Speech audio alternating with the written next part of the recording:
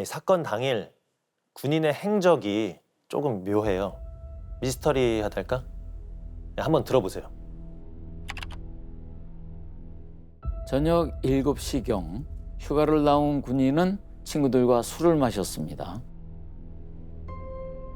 저녁에 시작된 술자리가 새벽 4시가 넘도록 이어졌다니 당연히 취했겠죠? 그날 같이 있었던 친구들은 대부분 다 조사를 했죠. 횟집에서 뭐 술 사줘가고 거기서도 소주를 몇 병 먹었고 거기 옮겨갖고 어디 치킨집에서든가 먹고 또 술 또 사가지고 어디 평상에선가 먹고 술은 좀 많이 먹었었어요. 나중에 부검을 해보니까 혈중 알코올 농도가 0.191이 나왔대요. 0.191이면은 0.08이 이 운전면허 취소 기준이라고 하네요. 8. 예, 그 2배 넘게 먹은 거죠. 어휴, 많이 마신 거네. 예. 근데 친구들과 헤어지면서 군인이 그러더래요. 나 누구 좀 만나고 갈게. 그렇게 친구들과 헤어지고 여기서부터가 정말 미스터리인데요. 예측이 아예 불가능한 행동을 하기 시작해요. 거기서 일단 저희가 그 행적을 제일 먼저 처음에 확인했던 거는 유리창 깬 부분.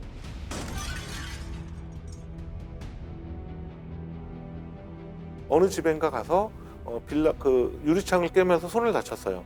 그때 최초 이제 이 사건 관련된 최초 신고가 112 신고가 됐고요. 그 집 주인이 그때 TV를 보고 있었는데요. 갑자기 와장창하고 유리창이 깨지더래요. 누구야? 소리를 꽥 지르니까 웬 남자가 후다닥 뛰어갔다는 거예요. 그 맨손으로 유리를 깼으니 손을 다쳤겠죠? 군인이 다시 모습을 드러낸 곳은 편의점입니다. 오늘 새벽 서울 노원구의 한 편의점에 20대 남성이 손에 피를 흘리며 찾아왔습니다. 이 남성은 치료용 약품을 요구했고 없다는 점원의 말에 바로 편의점을 나갔습니다.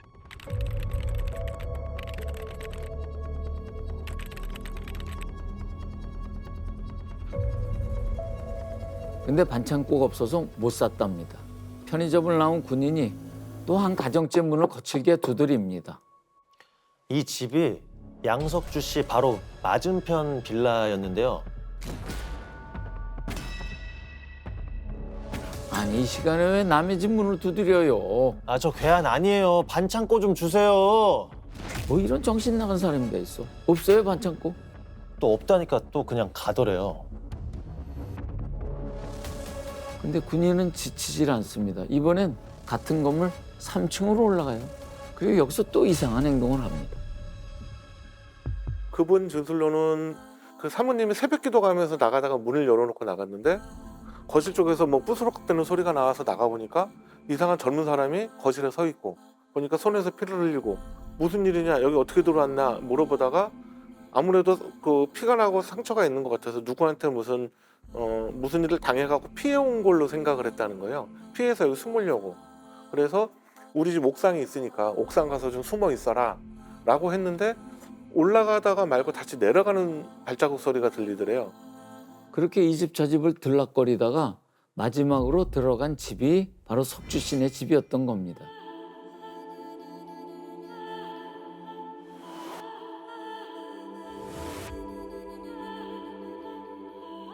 그러니까 여기서 관건은 선후 관계잖아요.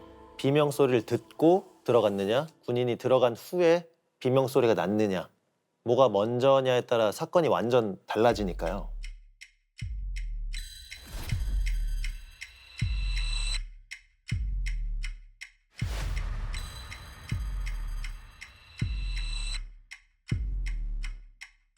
바로 이 지점에서 결정적인 목격자가 나옵니다. 이 장면 한번 봐주세요.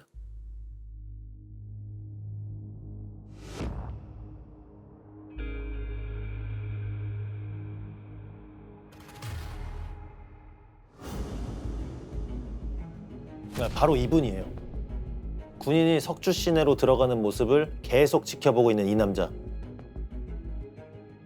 그 직전에 군인이 들어갔던 그 3층 집 있죠. 그 집 주인 아저씨였어요. 그 군인이 하는 행동이 하도 수상해서 따라 내려와서 지켜보고 있었대요.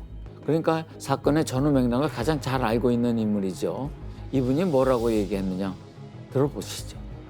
베란다를 이렇게 내다보니까 그 피해자 집 있는 방향으로 꺾어져서 들어가는 것까지 이분이 목격을 했고, 그 다음에 내려와서 집에 내려와서 피해자 집 골목 앞에 서 있을 때 비명 소리가 났고, 잠시 후에 양석주 씨가 뛰어나온 거를 이 양반이 다 봤어요. 전후 스토리를 그래도 제일 잘 목격하신 분이 계셨고, 목격자가 있었네. 예.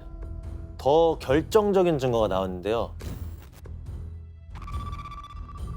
살해된 예비 신부의 손톱에서 이 손톱에서 군인의 DNA가 검출됐어요.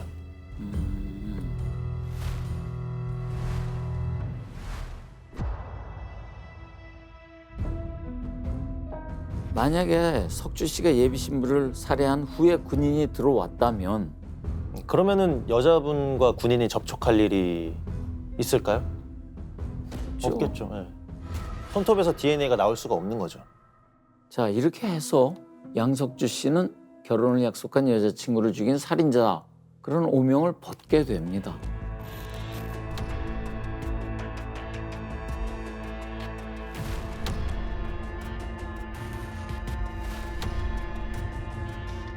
양석주 씨가 진술한 부분 중에 자기가 그 장상병에 어디를 어떻게 찔렀다라고 하는 부분들 있잖아요. 그러면 그게 이제 부검에서 매칭이 되는 거예요.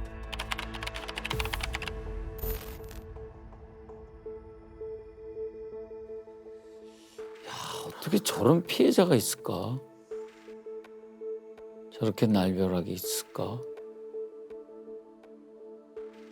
그런데도 양석주가 범인 아니냐, 수사 제대로 해라, 이런 여론이 하도 많아서 경찰이 어마어마하게 수사를 했대요. 심지어 양석주 씨가 쓴 소설까지 형사들이 다 훑어봤답니다. 소설을 썼다고 하길래 소설에 무슨 뭐 좀 이제 뭐 폭력적인 거나 안 그러면 좀 약간 좀 이상세계 같은 그런 내용들이 있는지도 한번 검토를 해본 거예요. 그렇게 찾아낸 모든 증거들이 양석주 씨 진술과 다 일치했고요. 그래서 살인범은 군인이다, 이렇게 결론이 내려졌죠. 근데 이상하지 않으세요? 군인은 대체 왜 그 집에 들어간 걸까요? 뭐 계속 있던 일을 생각해보면 반창고 얻으러? 뭐 그럴 수도 있겠죠. 근데 그것 때문에 근데 왜 갑자기 칼을 휘둘러요? 이 사건의 최대 미스터리 같다고 생각이 들어요. 모르겠어요. 왜 그렇게까지 했는지는. 왜 그 집에 들어갔을까죠? 들어갔다 하더라도 그 전에 들어갔던 집처럼 뭐 밴드나 좀 달라고 한다든지 뭐 그런 정도가 아니라 왜 거기서 그런 범행을 했을까라는 거는 아직도 의문이 많아요. 뭐 저희도 이런데 석주 씨는 얼마나 알고 싶겠습니까? 사건이 일어난 그날부터 거의 매일 그 생각을 했다네요.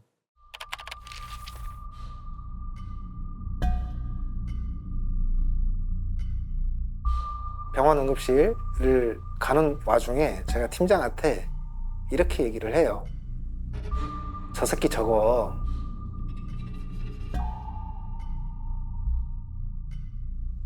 마약한 것 같다. 모르는 집에 모르는 사람을 이유도 없이, 그랬다면 진짜 마약이나 그런 거 말고 설명이 가능한가? 충분히 마약이라고 생각이 들 것 같아요. 근데 부검 결과 마약 성분은 전혀 검출되지 않았답니다. 그건 뭐지? 고민 끝에 석주 씨가 도달한 결론은 방충망이었어요. 방충망? 벌레 들어오지 말라고 만든 거? 예. 그때가 9월이었는데 올해도 9월에 엄청 더웠었잖아요. 그때도 그랬었나 봐요. 현관문을 열어두고 방충망만 쳐놓고 잤다고 해요. 뭐 그것까지는 알겠는데 그 방충망이 살해 동기가 됐다. 석주 씨가 내린 결론 들어보실래요? 저는 이 생각을 계속 오랫동안 해봤는데, 보통 이제 철문으로 된 이제 현관문을 열면 보통 이제 방충망들이 설치가 돼 있잖아요. 방충망들이 이제 그 딸깍하고 누르면 쫙 젖혀지는 거 있잖아요. 자동으로 스프링이 돼 있어가지고요. 근데 이 딸깍 누르는 버튼이 없어요. 그 방충망에는. 얘는 문을 열려고 시도를 했고 딸깍딸깍거리다가 이게 1분이 걸릴지 2분이 걸릴지 모르겠어요. 근데 하여간에 방충망을 찢었어요. 방충망이 되게 두꺼운 나일론으로 돼 있죠. 이거 맨손으로 못 찢습니다. 아주 힘들어요. 근데 얘는 그걸 찢은 거야. 맨정신일 때도 찢을 생각 못 할 거예요. 그죠? 보통 사람들은. 근데 얘는 지금 필름이 끊겼어요. 하지만 찢었어요. 열려고 시도를 하다가 빡이 쳐서 찢고 그 폭발하는 감정이 바로 싱크대로 가서 칼을 뽑아 들고 바로 살인. 방충망에서 여기서 분노 게이지가 막 올라가다가 그 일로 벌어진 게 아닌가. 저는 그렇게 확신합니다. 그리고 이거는 검증도 안 되고요. 누가 해줄 수 있는 것도 아니고 여기에 뭐 얼마나 많은 사람들이 동의할지는 모르겠지만 근데 그게 아니면 성립이 안 돼. 해석이 안 돼.